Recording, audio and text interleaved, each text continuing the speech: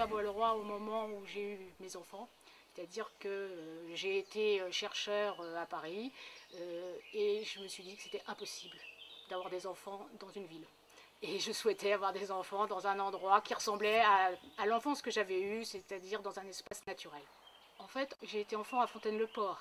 C'est pas loin de Bois-le-Roi. Je savais que la forêt était à la porte de tous les jardins et que, en plus, je pouvais prendre le train, que pour mes enfants, il y aurait le collège. Et je rêvais absolument que mes enfants puissent aller à l'école en vélo ou à pied, comme moi j'ai pu le faire quand j'étais enfant. C'est-à-dire que mon terrain de jeu, c'était pas ma maison, mais c'était dehors. Je pense que je suis faite pour vivre dehors, donc et j'aime vivre dehors. Mon principal métier a été enseignant, et comme prof de mathématiques et dernièrement à Melun comme prof de classe préparatoire aux grandes écoles.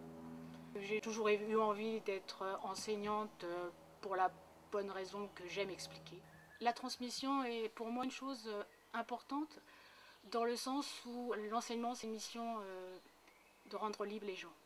C'est-à-dire que je pense qu'il est absolument indispensable que les gens comprennent ce qui se passe pour pouvoir être autonomes et être capable après de choisir en connaissance de cause. Donc c'est la principale raison qui m'a attirée dans l'enseignement.